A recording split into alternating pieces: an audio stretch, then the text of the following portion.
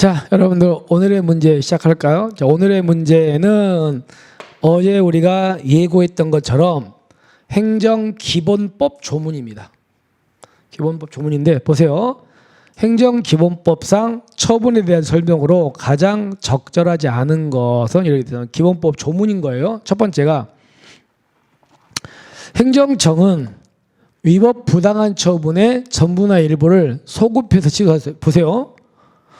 행정청이 A한테 이제 처분을 했는데 이 처분이 맨 처음부터 하자가 있어.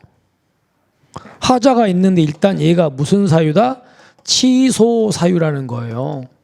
그럼 일단 처분은 취소 사유지만 일단은 효력이 있는 거잖아요. 그죠?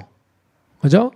근데 이제 이거를 나중에 없애버리는 게 뭐냐? 취소잖아. 그럼 취소는 맨 처음부터 하자가 있는 거 없애는 거니까 취소한 때부터 앞으로 얘가 없어지는 겁니까? 원칙적으로 소급해서 없어집니까? 소급해서 맨 처음부터 잘못된 거니까. 그래서 소급해서 없어지는 겁니다. 따라서 소급해서 취소할 수 있는 거야. 근데 어떤 경우가 있냐면 이런 경우가 있거든요. 자, 행정청이 A한테 뭐 했냐면 수익적 처분을 하는 거예요. 수익적 처분. 수익이라는 말은 A한테 이익이 되는 거 했다는 얘기잖아요. 그런데 이 행정청이 이거 잘못됐다고 이걸 나중에 취소해. 자, 그럼 질문.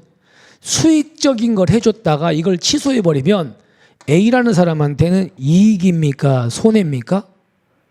수익적 처분했다가 없애버리면 이 사람한테 손해잖아. 한마디로 이걸 취소해버리면 우리 배웠던 거 써먹어야죠. 뭐가 깨져? A의 신뢰가 깨지잖아요. 신뢰 깨지는 거 맞죠? 그죠?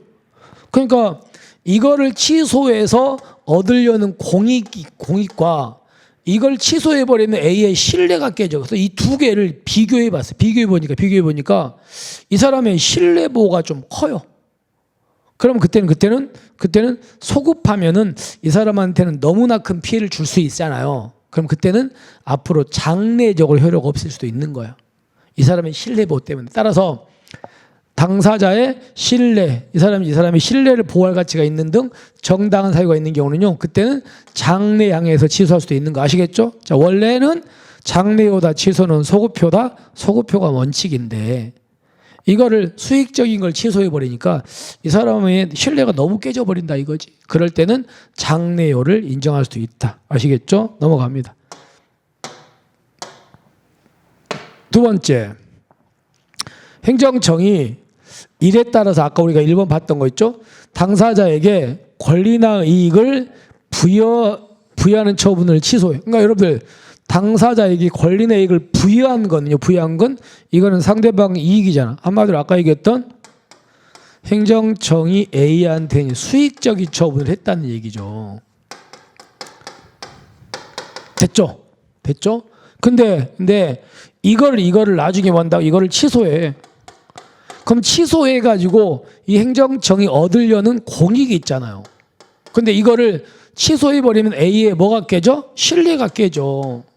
그래서 이거를 비교해가지고 신뢰보호 차원에서 이제 이거를 이제 뭐 장래요 인정할 수 있다 그랬잖아. 이 두 개를 비교해봐야 되는 거거든요. 자, 그런데 어떤 경우가 이런 경우가 있어요. 이 사람이 수익적 처분을 받긴 받았는데 이 사람이 허위로 신청을 한 거야. 한마디로 이 사람이 잘못한 거잖아요.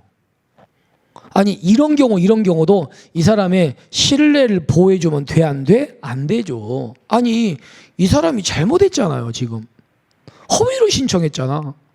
근데 이런 경우까지도 이 사람을 보호해줄 가치는 없는 거 아닙니까? 그죠? 그래서 보세요. 자, 이 경우에는 취소로 인해서 당사자가 있게 될 불이익을 취소해서 달성할 공익, 그리고 취소하니까 당사자가 있게 될 불이익 이런 걸 비교 형량해야 돼. 형량해야 됩니다. 근데 당사자가 처분의 위법성을 알고 있었어요. 그러니까 이 A라는 사람이 허위로 신청했다는 겁니다. 그래서 이 사람이 수익적 처분이 위법이라는 걸 알고 있었어. 알고 있었잖아. 그러면 이 사람의 신뢰를 보호할 필요가 있어 없어? 없어. 그래서 그때는 이 공익하고 이 사람의 사익을 비교할 필요가 있어요 없어요? 없죠. 이게 잘못인데. 또 하나가 어떤 거냐면요. 또 하나가 과실로 알지 못한 경우 아니고 그냥 A가 과실이 아니고요. 이 과실이 무슨 과실이어야 돼? 중대한 과실이어야 돼요. 그러니까 위법성을 알고 있거나 중대한 과실로 알지 못한 경우는요. 공익과 사익을 따진다 안 따진다? 안 따집니다. 그래서 여기서 조심할 건 그냥 과실이다. 중대한 과실만이다. 중대한 과실만입니다. 아시겠습니까? 이거는 법조문이에요. 꼭 기억하셔야 돼요. 행정기본법 아시겠죠? 그래서 이것 때문에 X입니다. 그 다음에 세 번째가 행정처분, 적법한 처분. 자, 이거는요, 맨 처음에는 처분이 잘못됐다, 맨 처음에 정당했다, 정당했잖아요. 정당했는데 사정 변경이 생겼어. 나중에 새로운 사유가. 그럼 이거를 이유로 이거를 더 이상 존속시킬 수 없으니까 앞으로 처리할 수 있잖아. 적법한 거 앞으로 계속 끌고 가기 힘들 때 처리하는 거 맞잖아요. 그럼 똑같아요. 행정정의 A한테 수익적인 처분을 적법하게 했는데 이게 나중에 사정 변경 생겨가지고 이걸 처리합니다. 철회해가지고 이걸 얻으려는 공익이 있을 것이고요. 이걸 철회하면 A의 신뢰, 사익이 깨지잖아. 이것도 마찬가지 비교해봐야 돼. 아시겠습니까? 일단은 개념 정리하십시오. 맞고요.